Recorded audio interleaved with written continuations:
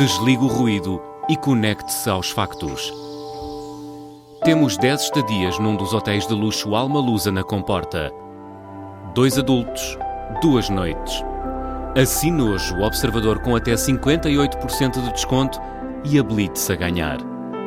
Tudo em observador.pt.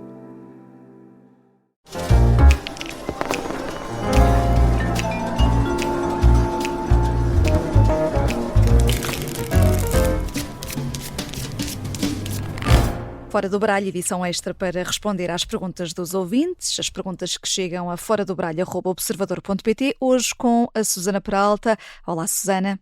Olá, Vanessa. Vamos a isto, vamos até começar aqui com uma crítica de um ouvinte que nos deixou esta crítica no YouTube sobre o programa da semana passada, no qual tu não estiveste, mas assim também ouvimos a tua perspectiva. Este programa tem o título Trump só controla danos, China é quem negocia a paz, isto em relação à guerra no Médio Oriente, e foi abordado pelos outros 3 ases este ponto, porque o Paquistão é aqui pró-China, digamos assim, e o Jorge Fernandes, creio que foi ele, disse isso mesmo, que acaba por ser aqui a China que está também por detrás destas negociações. Ora, o Fernando Canela, este nosso ouvinte, diz que a China e a Ásia dependem praticamente de 90% do tráfego marítimo do Estreito de Hormuz e que os Estados Unidos é que têm a faca e o queijo na mão. Se resolverem cortar o petróleo iraniano, matam 2 coelhos de uma cajadada, é o que diz este ouvinte. Tens esta perspectiva também, ou alinhas com os teus colegas? Não, eu ouvi o Fora do Baralho, tenho muita pena de não ter estado, porque realmente foi um programa muito interessante, mas eu estou completamente alinhada com os meus colegas, ou seja, a perspectiva do ouvinte ignora uma série de coisas relativamente à China, e eu tenho aqui precisamente um artigo muito interessante da Reuters que é exatamente a discutir este problema, não é? Que é verdade que o petróleo que passa pelo Estreito de Hormuz, ele tem como destino maioritariamente os países asiáticos. Enfim, não vamos agora aqui entrar outra vez na discussão e explicar porque é que isso também nos prejudica a nós, porque o que isso quer dizer é que agora esses países asiáticos podem, obviamente, ir procurar fontes energéticas aos nossos fornecedores habituais e, portanto, isso vai fazer com que a carestia e a escassez do petróleo seja mundial. Mas vamos falar especificamente da China. A China tem uma série de fatores, no fundo, mitigantes do impacto desta crise na sua economia, que no fundo a protegem. Claro que nenhum país está completamente protegido, certamente a China também não, mas a China está provavelmente muito mais protegida do que, por exemplo, da Europa, por razões que eu vou agora passar a expor. Em primeiro lugar, a China tem feito uma transição energética muito rápida, tem uma grande capacidade de investimento, tem uma economia muito centralizada, enfim, para o bem e para o mal, muito dependente do governo, e portanto quando o Partido Comunista Chinês decide fazer uma coisa, a coisa rapidamente acontece, por assim dizer. Portanto, a China tem feito uma enorme transição energética e tem muita energia renovável, tem uma grande parte da sua frota automóvel que é elétrica. Há, aliás, uma estimativa que eu estou aqui a ver na Reuters que diz que só o aumento dos veículos elétricos em 2025 terá diminuído mais o consumo de petróleo na China, enfim, de derivados do petróleo na China, digamos, a dependência da China do petróleo importado,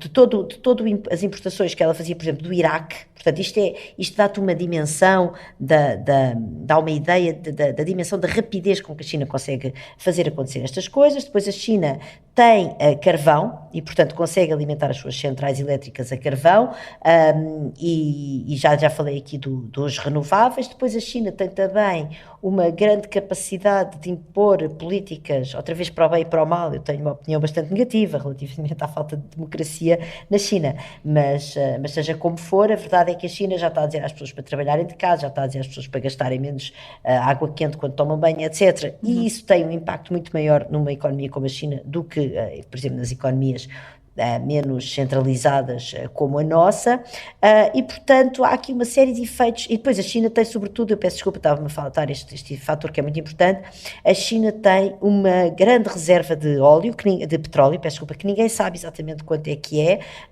Tem estado também a diversificar, já agora a China é dos países da Ásia aquela que tem uma maior diversificação de fontes de países dos quais importa petróleo, embora muitos deles tem são mais do alternativas. Golfo, portanto, mas tem mais alternativas, designadamente que passam por pipelines e, portanto, e por oleodutos. E, portanto, há aqui uma série de efeitos e depois há a tal famosa reserva, que ninguém sabe exatamente quanto é que é, mas que sabe que a China tem muito, e como a combinação entre a reserva de petróleo da China e esta capacidade que a China tem muito rápida de fazer uma grande conversão tecnológica faz com que a China, na verdade, esteja muito menos exposta do que nós imaginamos. Por outro lado, quer dizer, depois há também, no comentário do Fernando Canella, uma visão, quanto a mim, excessivamente otimista relativamente à capacidade que os Estados Unidos têm, por exemplo, de se livrar do regime do Irão, não é? Não está nada claro que o regime do Irão estejamos, digamos, ao virar da esquina de nos vermos livres do regime do Irão, sendo que eu estou totalmente de acordo com o Fernando Canella, que é um regime criminoso e que é um regime que financia terroristas em vários países e, portanto, é um problema, mas de facto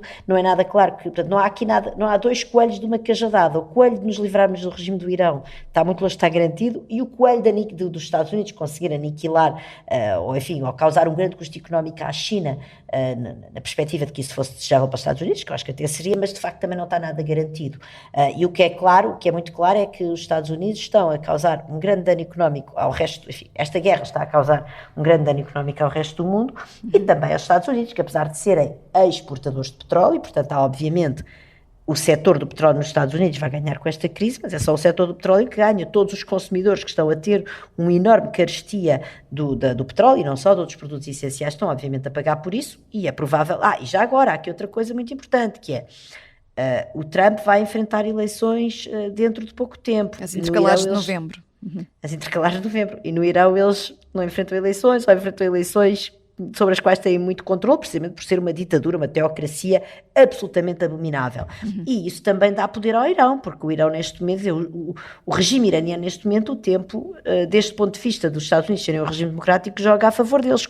Quanto mais meses de dor económica, ou quantas mais semanas de dor económica estiverem a ser infligidas aos eleitores americanos, isso é uma coisa que vai custar muito mais ao Trump do que o sofrimento do povo iraniano custa ao regime iraniano. Basta ver o que eles andaram a fazer no início do ano, a matar dezenas de milhares de pessoas e continuam lá de pedra e cal. E decorrente precisamente desta guerra no Médio Oriente, há aqui uma outra questão, a Susana, do Miguel Caetano, que nos escreveu para o nosso e-mail, com esta nova crise inflacionária que temos à vista, que estamos todos a sentir, e tendo em conta o excedente que vem do ano passado, de 0,7% na economia portuguesa, que justificações é que restam ao Governo para não avançar com um reforço de incentivos à utilização de transportes públicos, sendo que há câmaras municipais que estão a fazê-lo? Por exemplo, Viseu anunciou esta quinta-feira transportes gratuitos nos próximos meses para a população. Pergunta este ouvinte essa parte dos transportes públicos e também a parte das medidas de redução fiscal semelhantes às adotadas em Espanha. Então são duas medidas muito diferentes que o Miguel Caetano aqui propõe. Portanto, bem, em primeiro lugar é preciso termos cuidado com esta questão do superávit, porque este superávit foi de 2025 e em 2026 soubemos esta semana que as previsões do FMI, do Conselho de Finanças Públicas, estão mais ou menos, na verdade, a apontar para um equilíbrio orçamental, porque uma diz que vai haver 0,1% de déficit, a outra 0,1% de excedente. Isso na prática quer dizer que estão alinhadas ali à volta do zero. Não é? E o Ministro das Finanças admite um déficit não superior a 0,5%. Superior a 0,1%, exatamente. Sim, superior não superior a 0,5%, mas superior a essas previsões, sim. Superior à previsão do FMI, sim. Portanto, o que é que acontece neste momento? A nossa economia está a abrandar, não é? Já tinha abrandado por causa dos problemas das tempestades e agora com esta crise energética a economia está a abrandar e, portanto, esta margem orçamental não só, quer dizer, o Ministro de Finanças Orçamento não tem lá uma gaveta com notas, certamente este superávit foi usado, por exemplo, para abater à dívida e, portanto, não ficou lá dinheiro que agora se pode ir gastando assim, é preciso ver quanto é que a economia vai gerar este ano vai gerar menos, mas pronto, seja como for. Eu acho que de facto era muito, muito importante usar, e eu acho que apesar de tudo Portugal tem margem orçamental, incorrer num déficit num ano como o 2026 não tem nada de mal, não é errado do ponto de vista da gestão das finanças públicas e é de facto muito importante a investir no primeiro tipo de medidas que o Miguel aqui trouxe, que é o reforço de incentivos à utilização de transportes públicos e não só, quer dizer, tudo o que permitir às pessoas e às empresas de maneira durável ficarem menos dependentes do combustível fóssil são medidas que deviam estar a ser implementadas com enorme grau de urgência, a maior eficiência energética nos edifícios, ajudar as empresas na transição energética para usarem mais fontes renováveis, etc, etc. Isso é super importante. A outra, na verdade, vai no sentido contrário, porque a outra as medidas de redução fiscal semelhantes às do primeiro-ministro Sánchez, na verdade, são medidas a dizer às pessoas: olha, nós vamos aqui baixar o preço dos produtos petrolíferos para vocês continuarem a consumir combustíveis fósseis como se não tivesse mudado nada. Ora, não só mudou, porque de facto há menos combustíveis fósseis a circular na economia mundial, como sobretudo de um ponto de vista mesmo de uma perspectiva de médio e longo prazo e da nossa própria resiliência económica e geoestratégica, é muito importante que nós mantenhamos o preço em cima, obviamente fazendo face às situações de maior carência. Ninguém quer que as pessoas deixem de cozinhar ou de aquecer a casa para, enfim, ainda mais do que já não aquecem por causa da carestia. Mas temos que mudar outros tipos de comportamentos. Tem que ser ajudas muito dirigidas a partes mais vulneráveis da população e às empresas mais dependentes, mas é muito importante que a economia como um todo enfrente este preço elevado para nós acelerarmos a transição, porque a transição ela é absolutamente necessária e já nem estamos a falar de motivos ambientais, neste momento é uma questão de segurança económica e de segurança geoestratégica. Susana Peralta, obrigada por teres respondido aqui aos nossos ouvintes e até sexta-feira no Fora do Baralho, alargado com a Susana Peralta, o Luís Aguiar Conraria, o Nuno Garopa e o Jorge Fernandes. Eu sou a Vanessa Cruz, até lá, escreva-nos sempre para fora do baralho @observador.pt.